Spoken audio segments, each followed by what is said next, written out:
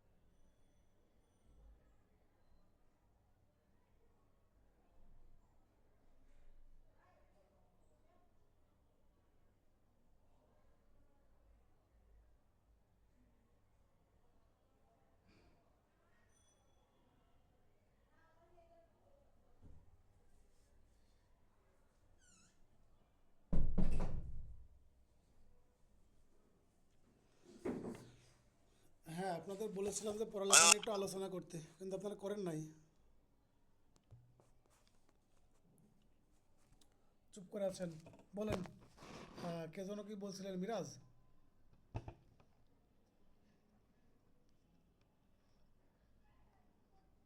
জি ভাই। না ভাই, ভাই আমি অনেক জিজ্ঞেস করতে চাইছিলাম যে অন কোথায়, গ্রামে নাকি শহরে তাই। ও, ইউসুফ, লেট করেছো কেন? আরে আমি ওই যে ঢাকা গেছিলাম, তো আসছি এই যে 9টার দিকে। আচ্ছা, আমি রেকর্ড ক্লাস দিয়ে দেবো না, রেকর্ড ক্লাস ওই ফার্স্ট পার্টটা করে নিও। ঠিক আছে।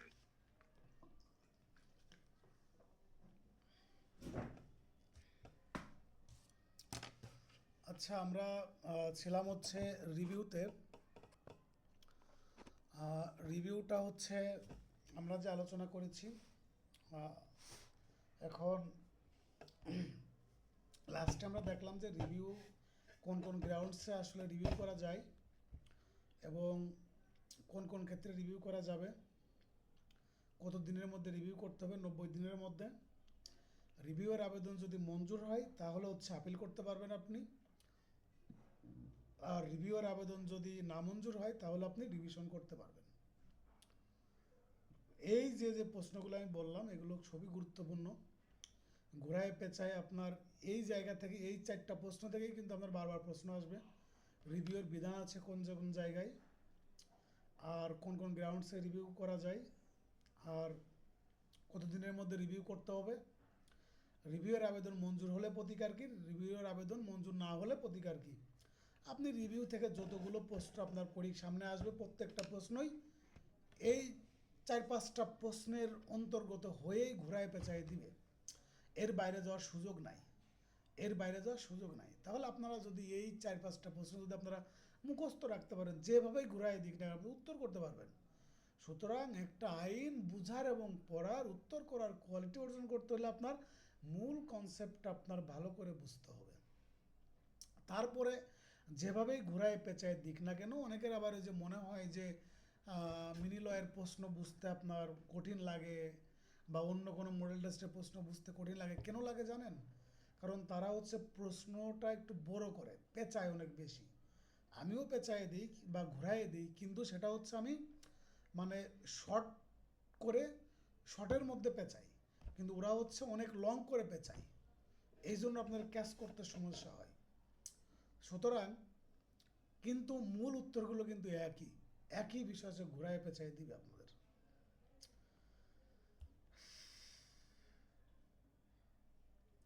হ্যাঁ, তারপর যেখানে ছিলাম যে আপনি একটা আদালতে রিভিউ করলেন, রিভিউ করার পরে রিভিউয়ের সিদ্ধান্ত, মানে ওই রিভিউ যার কাছে করেছেন সেই আদালত যে আপনার রিভিউ করার পরে, রিভিউ পর্যালোচনা করার পরে যে সিদ্ধান্ত দিবে সেই সিদ্ধান্ত হচ্ছে চূড়ান্ত। এই সিদ্ধান্তের বিরুদ্ধে আপনি পুনরায় রিভিউ করতে পারবেন না, পুনরায় রিভিউ করতে পারবেন না। হ্যাঁ, তারপরে দেখেন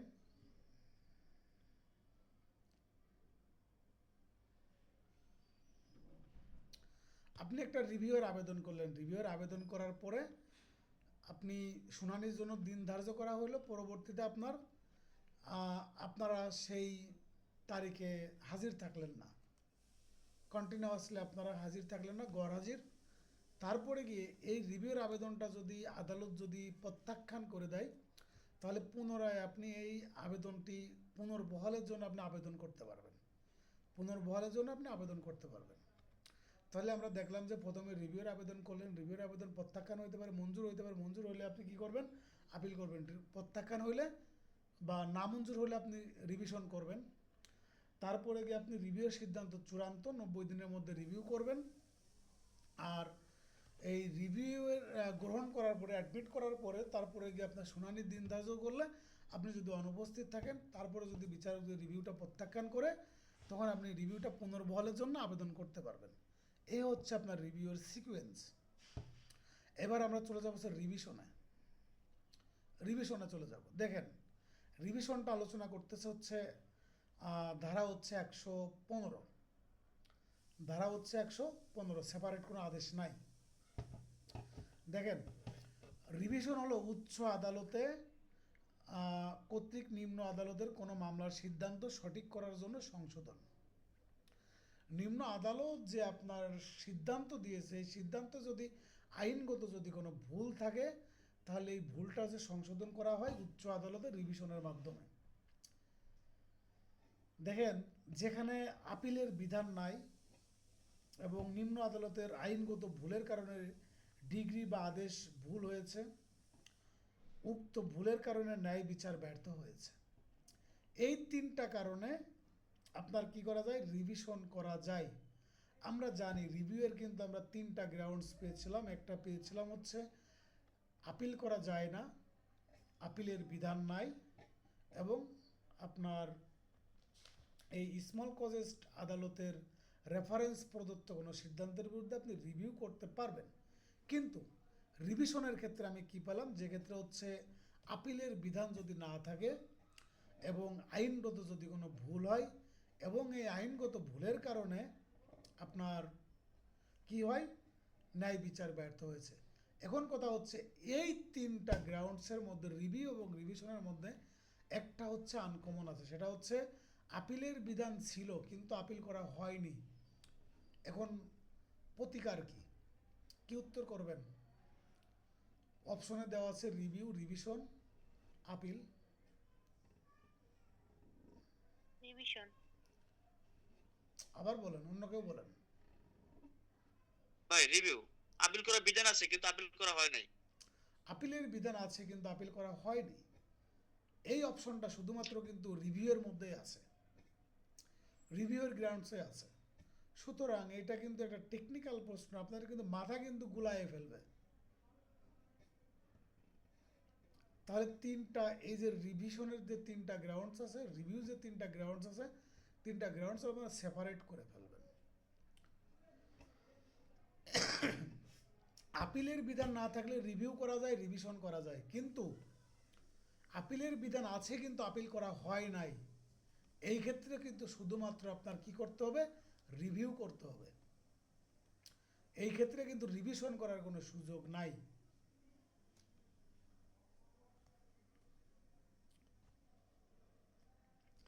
এখন কথা হচ্ছে রিভিশন করা যায় কার কার নিকট?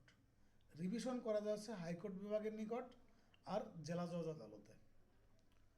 হাইকোর্ট বিভাগের নিকট আর হচ্ছে জেলা জজ আদালতে কি করা যায়, রিভিশন করা যায়, রিভিশন করা যাবে। আমরা জানি যে দেওয়ানি কার্যবিধির দ্বিতীয় আপিলের বিধান নাই, কিন্তু দ্বিতীয় রিভিশনের বিধান আছে। আর ফৌজদারি কার্যবিধির দ্বিতীয় রিভিশনের বিধান নাই, দ্বিতীয় আপিলের বিধান আছে। দেখেন, হাইকোর্ট বিভাগের রিভিশন, জেলা জজ আদালতের রিভিশন। জেলা জজ অতিরিক্ত জেলা জজকে রিভিশন ক্ষমতা দিতে পারেন, তখন অতিরিক্ত জেলা জজের সকল ক্ষমতা থাকবে। দেখেন, মামলার মূল্যমান, ডিগ্রি, আদেশ, রায়, যে কোনো ক্ষেত্রে আপনার মামলার মূল্যমান যদি আপনার 5 কোটি টাকা বা তার কম যদি হয় তাহলে রিভিশন করতে হবে জেলা জজের নিকট, আর 5 কোটি টাকার যদি বেশি হয় তাহলে রিভিশন করতে হবে হাইকোর্ট ডিভিশনে বা হাইকোর্ট বিভাগে। আপিল অযোগ্য ডিগ্রি হলে যে আদালতের দিক না কেন কোনো রিভিশন দায়ের করতে হবে হাইকোর্ট বিভাগে। আপিল অযোগ্য যদি ডিগ্রি হয়, আপিল অযোগ্য যদি ডিগ্রি হয়, তাহলে যে আদালতেই আপনার এই আপিল অযোগ্য ডিগ্রি দিক না কেন, তাহলে সেক্ষেত্রে আপনার রিভিশন দায়ের করতে হবে হাইকোর্ট রিভিশনে। তারপরে দেখেন, জেলা জজ অতিরিক্ত জেলা জজ আপিল অযোগ্য আদেশ দিলে আপিল করতে হবে, রিভিশন করতে হবে হাইকোর্ট ডিভিশনে। তারপরে যুগ্ম জেলা জজ, সিনিয়র সিভিল জজ, সিভিল জজ আচ্ছা, আপনার যদি কোনো আপিল অযোগ্য আদেশ দেয় তাহলে রিভিশন করতে হবে জেলা জজের নিকট। দেখেন, এখানে দুইটা বিষয় আছে, একটা বিষয় হচ্ছে ডিগ্রি আর একটা হচ্ছে আদেশ। ডিগ্রি যে আদালতই দিক না কেন, যে আদালতে ডিগ্রি প্রদান করুক না কেন, রিভিশন দায়ের করতে হবে হাইকোর্ট ডিভিশনে। আর আদেশের ক্ষেত্রে হচ্ছে আপনার টেকনিক অ্যাপ্লাই করতে হবে। এই আদেশের ক্ষেত্রে বিধানটা চলে আসবে হচ্ছে এই রিভিশনের ক্ষেত্রে আপিলের যে বিধান আছে ওই বিধানটা। আপনার যদি জেলা জজ অতিরিক্ত জেলা জজ যদি কোনো আদেশ দেয় যে আদেশটা হচ্ছে আপিল অযোগ্য, সেক্ষেত্রে হচ্ছে আপনার রিভিশন দায়ের করতে হবে হাইকোর্টে। সিভিল জজ, সিনিয়র সিভিল জজ, যুগ্ম জেলা জজ যদি কোনো আপিল অযোগ্য আদেশ দেয় তাহলে রিভিশন করতে হবে জেলা জজের নিকট। এই বিষয়টা কি ক্লিয়ার হয়েছেন আপনারা? কে ক্লিয়ার হন নাই?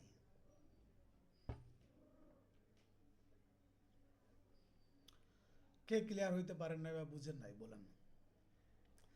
ডিগ্রি যে আদালতই দিক না কেন, আরেকবার যে ডিগ্রি যে আদালতই দিক না কেন, আপনার সিভিল জাজ, সিনিয়র সিভিল জজ, তারপরে হচ্ছে যুগ্ম দায়রা জজ, অতিরিক্ত দায়রা জজ, দায়রা জজ, সরি, যুগ্ম জেলা জজ, অতিরিক্ত জেলা জজ, জেলা জজ, আপনারা রিভিশনের ক্ষেত্রে শুধুমাত্র দেখবেন যে এটা কি ডিগ্রি নাকি আদেশ। যদি ডিগ্রি হয় তাহলে চোখ বুজে ডিভিশন করতে হবে হাইকোর্ট ডিভিশনে, কোনো দিক তাকাবেন না। যখন দেখবেন যে রিভিশন কথাটা উল্লেখ আছে আর রিভিশন করতে হবে এবং এটা হচ্ছে একটা ডিগ্রি, তখন চোখ বুজে আপনারা রিভিশন করবেন কার নিকট? হাইকোর্ট ডিভিশনের নিকট। আর যদি এটা যদি আদেশ হয়, যদি আদেশ হয় সেক্ষেত্রে আপনারা দেখবেন যে কোন আদালত আদেশ দিছে। তাহলে আপনারা মূল আপনার ক্যাশ করার নিয়মটা কি দেখবেন যে এটা কি রিভিশন করতে হবে। যদি রিভিশন করতে হয় এটা ডিগ্রি না আদেশ। যদি ডিগ্রি হয় তাহলে আপনার রিভিশন করবেন হাইকোর্ট ডিভিশনে।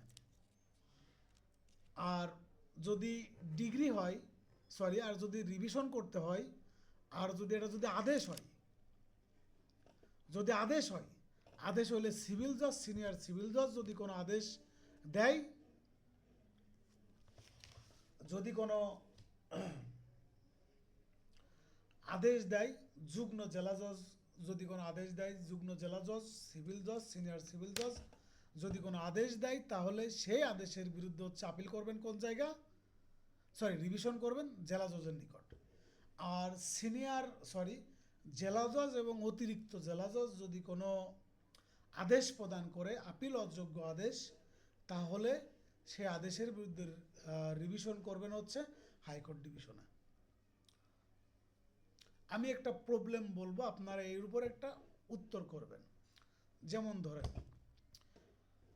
যে আপনাদের এই ইউসুফ হচ্ছে আপনার একটা মামলা দায়ের করেছে, মামলা দায়ের করার পরে বিচারক মামলাটা বিচার্য বিষয় গঠন করেছে, ইস্যু গঠন করেছে, তারপরে ট্রায়াল সম্পন্ন করেছে, মানে সাক্ষ্য গ্রহণ সম্পন্ন করেছে, তারপরে মামলার রায় ঘোষণা করেছে, তারপর হচ্ছে ডিগ্রি প্রদান করেছে। বিচারক হচ্ছে আপনার যুগ্ম জেলা জজ, তিনি হচ্ছে আপনার কি করেছে, এই মামলাটা ওই ট্রায়াল শেষ করার পরে ডিগ্রি প্রদান করেছে। মামলার মূল্যমান হচ্ছে আপনার 1 কোটি টাকা। এই যে যুগ্ম দায়রা জজে হচ্ছে মামলা ছিল ইউসুফের, যুগ্ম জেলা জজ মামলাটা ডিগ্রি প্রদান করেছে, ডিগ্রির মূল্যমান হচ্ছে 1 কোটি টাকা। এখন এই ডিগ্রির বিরুদ্ধে হচ্ছে রিভিশন করবেন, কোন আদালতে রিভিশন করবেন? মামলার মূল্যমান কিন্তু 1 কোটি টাকা। হাইকোর্টে হ্যাঁ বলেন, সবাই বলেন। হাইকোর্টে করবো। আর কেউ ভালো করে চিন্তা ভাবনা করে বলেন। মামলার মূল্যমান কিন্তু 1 কোটি টাকা। যুগ্ম 1 কোটি হলে জেলা জজ 5 কোটির উপর হলে 1 কোটি, যেহেতু এটা ডিগ্রি সুতরাং হাইকোর্ট। যেহেতু এটা ডিগ্রি, এখানে তো আর কিছু চিন্তা করব না, সরাসরি হাইকোর্টের কথা চিন্তা করবো। আর মূল্যমানের কথা তো আমরা আপিলের ক্ষেত্রে আসছে, যে এই ক্ষেত্রে তো নাই রিভিশনের। হাইকোর্ট। হ্যাঁ, এই যে ফারজানা লিমন বা আরেকজন কে যেন বলছিল, সে দুজন ক্যাচ করতে পারছে, আরও অনেকে হয়তো করতে পারছে। বিষয়টা হচ্ছে এটার মূল্যমান হচ্ছে আপনার 5,000 টাকা হোক না কেন, এটা তো ডাজ নট ম্যাটার। ম্যাটারটা হচ্ছে এটা ডিগ্রি না আদেশ। যেহেতু এটা ডিগ্রি ছিল সেহেতু এই মামলার মূল্যমান 5,000 টাকা হোক আর যে কয় টাকায় হোক, এটা আপনার আপিল করতে, রিভিশন করতে হবে হাইকোর্ট ডিভিশনে। আশা করি বুঝতে পেরেছেন। অনুমতি সাপেক্ষে রিভিশন, এটা হচ্ছে leave to appeal, sorry, leave to revision civil revision. দেখেন, এই যে লিভ টু আপিলের কথা শুনেছি, লিভ টু রিভিশনের কথা কিন্তু আমাদের বলা আছে হচ্ছে 115 ধারার উপধারা হচ্ছে 4-এ। এই আপনার 115 ধারার প্রত্যেকটা উপধারা আপনারা পড়বেন, এটা গুরুত্বপূর্ণ। আর বিশেষ করে হচ্ছে 115 ধারার উপধারা 4, এটা হচ্ছে বেশি গুরুত্বপূর্ণ। একমাত্র জেলা জজ, অতিরিক্ত জেলা জজ কর্তৃক রিভিশনে প্রদত্ত আদেশের বিরুদ্ধে হাইকোর্ট বিভাগে দ্বিতীয় রিভিশন দায়ের করা যায়। দেখেন দেওয়ানি কার্যবিধিতে কিন্তু দ্বিতীয় রিভিশনের বিধান আছে। এই জেলা জজ এবং অতিরিক্ত জেলা জজ রিভিশনে প্রদত্ত কোনো আদেশের বিরুদ্ধে হাইকোর্ট ডিভিশনে কি করা যাবে? রিভিশন দায়ের করা যাবে। তামাদি আইনের রিভিশন দায়েরের মেয়াদ বলা হয়নি, কিন্তু আপিলের যে মেয়াদ ছিল সেই আপিলের মেয়াদটা হচ্ছে রিভিশনের মেয়াদ বলে গণ্য হয় প্র্যাকটিসে। সেক্ষেত্রে জেলা জজের নিকট যদি আপনি রিভিশন দায়ের করেন তাহলে 30 দিনের মধ্যে, হাইকোর্ট ডিভিশনে যদি রিভিশন দায়ের করেন তাহলে 90 দিনের মধ্যে রিভিশন দায়ের করতে হবে। হ্যাঁ, তারপর দেখেন আদেশের রিভিশন সম্পর্কে, আদেশের রিভিশন কিছু বলা হয়নি। আপনার রিভিশন এবং রিভিউ এবং আপিল স্ব উদ্যোগে হয় না, কিন্তু রিভিশন স্ব উদ্যোগে হয়। মানে রিভিউ এবং আপিল এই দুইটা হচ্ছে সোমোটো দ্বারা বিচারক হচ্ছে আপনার করতে পারে না, কিন্তু রিভিশন বিচারক নিজে ইচ্ছা করলে নিজে আপনার কি করতে পারবে? রিভিশন করতে পারবে।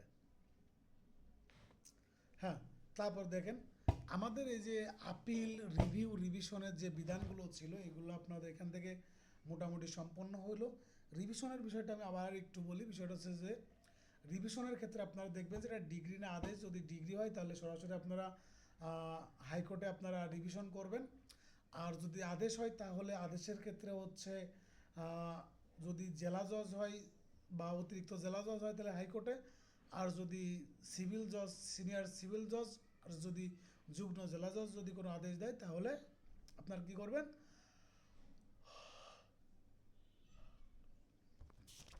জেলা জজের নিকট আপিল দায়ের জেলা করবেন, জজের নিকট সরি রিভিশন আমরা দায়ের করবেন। রিভিশন দ্বারা করব। হ্যাঁ, এখন আমরা চলে যাব হচ্ছে ধারা হচ্ছে 132-এ। আমাদের আর আশা করি অল্প কয়েক মিনিটের মধ্যে ইনশাল্লাহ পড়া শেষ হয়ে যাবে আমাদের দেওয়ানি কার্যবিধি।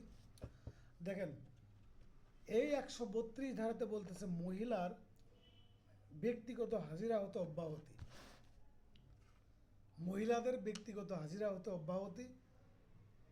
exemptions of certain women from personal affairs।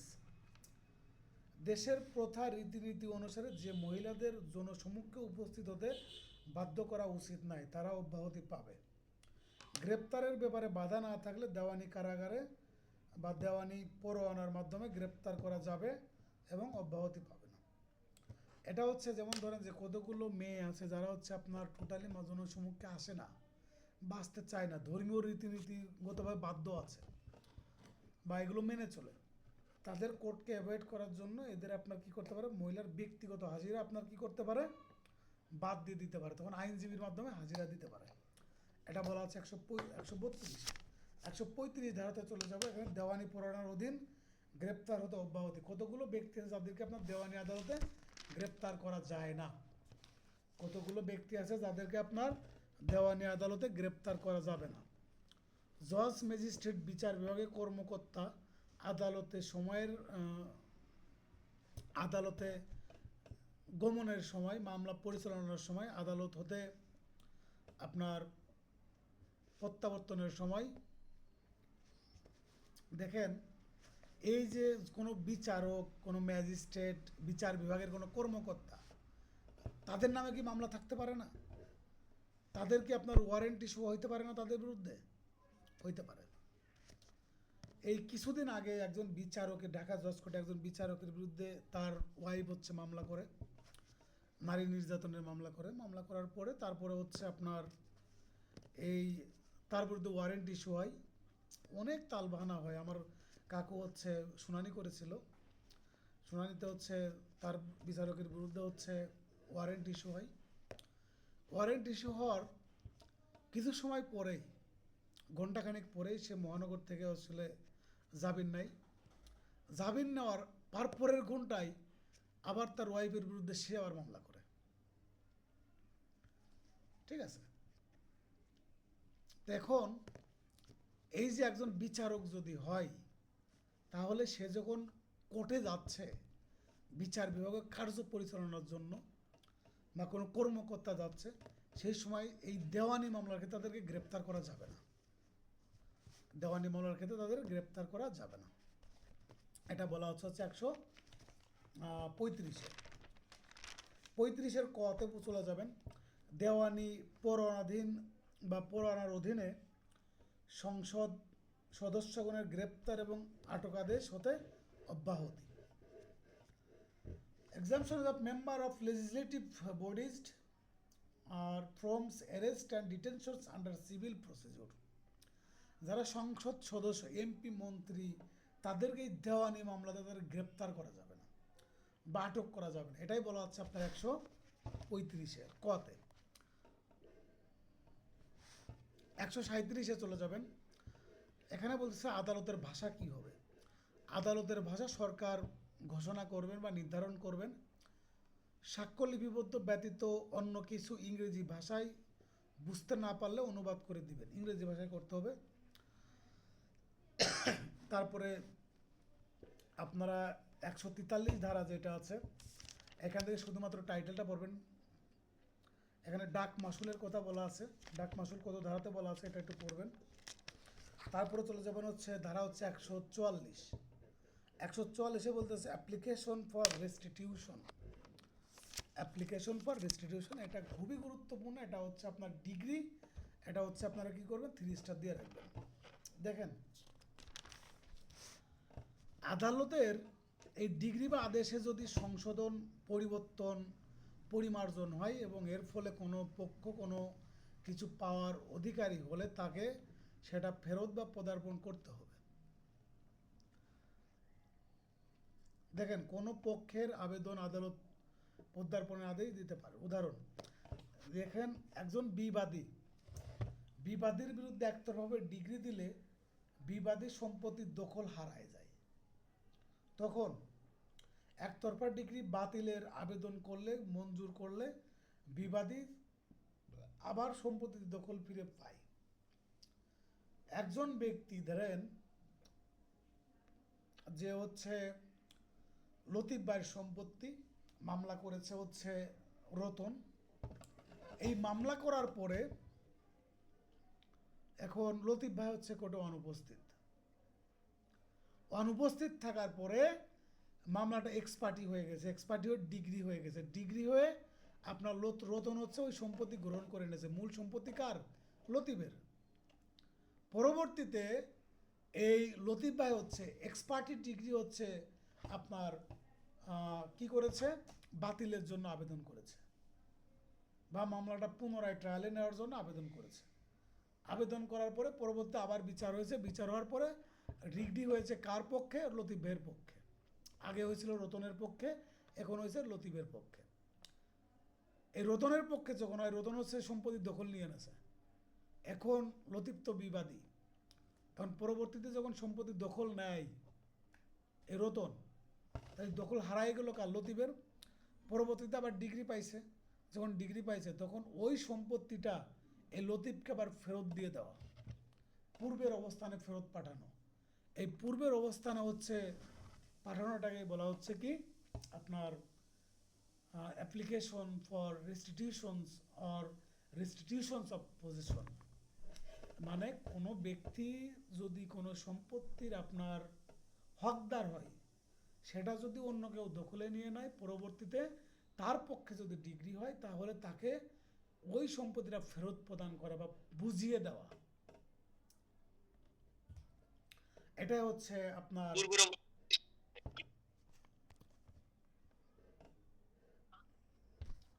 হ্যাঁ বলছি ভাই পূর্বের অবস্থায় এক কথা আমরা বলতে পারি ভাই। হ্যাঁ পূর্বের অবস্থানে ফেরত যাওয়া বা ফেরত নেওয়া। তারপরে আমরা চলে যাব হচ্ছে এটা হচ্ছে ধারা হচ্ছে 144। এটা কিন্তু খুবই গুরুত্বপূর্ণ, এটা হচ্ছে এক প্রকার ডিগ্রি। এই যে রেস্টিটিউশনস অফ পজেশন এটা হচ্ছে একটা ডিগ্রি। এই যে আপনার তারপরে এটা কিন্তু আপনার এই যে ধারা 2 উপধারা 2-এ কিন্তু উল্লেখ করা আছে, এটা খুবই গুরুত্বপূর্ণ। দেখেন তারপর আমরা চলে যাব আদালতের সহজাত ক্ষমতায়। এখানে আদালতের সহজাত ক্ষমতা বলতে আপনার ইংরেজিটা হচ্ছে savings of inherent power of court. এখানে আপনার কিন্তু কোনো আদালতকে স্পেসিফিকভাবে বলে দেওয়া হয় না যে এই আদালতের ইনহেরেন্ট পাওয়ার আছে। এখানে বলা আছে দেওয়ানি আদালত। দেওয়ানি আদালত, এখানে সিভিল জজ হইতে পারে, সিনিয়র সিভিল জজ হইতে পারে, অতিরিক্ত জেলা জজ হইতে পারে, তা আপনার জেলা জজ হইতে পারে, হাইকোর্ট হইতে পারে, সুপ্রিম কোর্ট হইতে পারে, অ্যাপিলেট ডিভিশন হইতে পারে, মানে বাংলাদেশে যত ধরনের দেওয়ানি কোর্ট আছে সকল ধরনের কোর্ট হচ্ছে এই আপনার দেওয়ানি মামলার ক্ষেত্রে ইনহেরেন্ট পাওয়ার এক্সারসাইজ করতে পারবে। কোন কোন ক্ষেত্রে পারবে? ন্যায় বিচারের স্বার্থে, আরেকটা হচ্ছে আদালতের কার্যপ্রণালীর অপব্যবহার রোধ করার জন্য। দেখেন এই যে ন্যায় বিচারের স্বার্থ, আপনারা যে কোনো মামলাতে যে কোনো অবস্থায় এই ইনজাস্টিসের কথা বা ন্যায় বিচারের কথা আপনারা উল্লেখ করতে পারবেন। সেম ওয়েতে বিচারকও আপনার কি করতে পারবে, এই ন্যায় বিচারের কথা উল্লেখ করে বা মেনশন করে যে কোনো ধরনের সিদ্ধান্ত দিতে পারবেন। তাহলে ন্যায় বিচারটা হচ্ছে, এই ন্যায় বিচার ওয়ার্ডটা হচ্ছে কি সবাই ব্যবহার করতে পারে বা সবার হক আছে। এখন কথা হচ্ছে যে ন্যায় বিচার বিঘ্নিত হয়েছে কি না এটা পরের বিষয়, আপনি উল্লেখ করবেন, সমস্যা কি আপনার? এই যে গতদিন একটা মামলাতে আপনার আমি ছিলাম বাদী পক্ষে, তা বিবাদী সাক্ষ্য ক্লোজ করার জন্য নন এফআইআর মামলা, 2021 সালের মামলা, দীর্ঘদিন যাবৎ হচ্ছে সাক্ষী আসে না।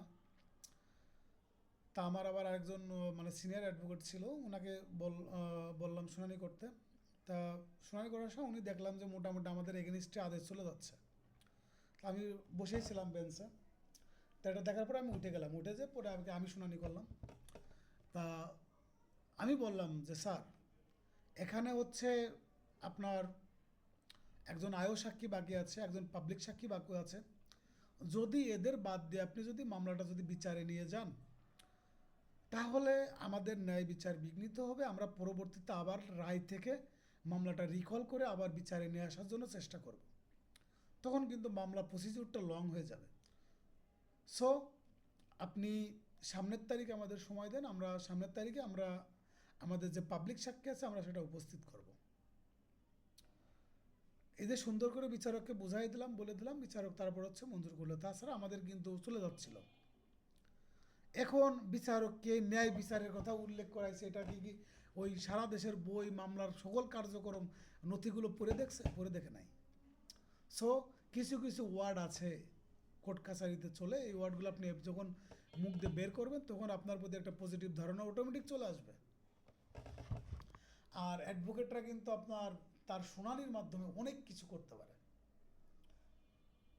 কোনভাবে কিভাবে মোড় ঘুরাই দিবে আপনি বুঝতেও পারবেন না। আপনি যদি বিচারক হন বা যে হন না কেন অনেক কিছু করা সম্ভব। কিন্তু আমি জানি না ঢাকার বাইরে অন্যান্য কোর্টে কীভাবে প্র্যাকটিস হয়, কিন্তু আমাদের ঢাকাতে বা ঢাকা জজ কোর্টে আপনার আইন ছাড়া প্র্যাকটিস হয় না। এরকমও আছে যে আপনার মহানগর দায়রা জজের নিকট শুনানিতে আপনার একজন লোক হচ্ছে জামিন শুনানি করতেছে চেয়ারমিস, সে আইনের বাইরে দু একটা কথা বলছে, তখন তার মামলাটা শুনানি স্টপ করে দিচ্ছে। স্টপ করে বলছে আপনি আগামী সপ্তাহে বা এই তারিখে ভালো করে পড়ালেখা করে তারপরে শুনানি করতে আসবেন, আপনারা শুনবো না আমি। এগুলো ওহরও ঘটে। সুতরাং আইন শিখে আইন জেনে যখন আপনারা শুনানি করবেন, প্র্যাকটিস করবেন, তখন কিন্তু অনেক কিছু করতে পারবেন। যাক, তাহলে ইনহেরেন্ট পাওয়ারটা হচ্ছে দেওয়ানি আদালতের, এখানে ন্যায় বিচারের স্বার্থে আর আদালতের অপব্যবহার রোধ করার জন্য, কার্যপ্রণালীর অপব্যবহার রোধ করার জন্য আপনার কি করা যাবে, আপনার এই ইনহেরেন্ট পাওয়ার অ্যাপ্লাই করা যাবে। তারপরে চলে যাব হচ্ছে আমরা এই 152 ধারাতে।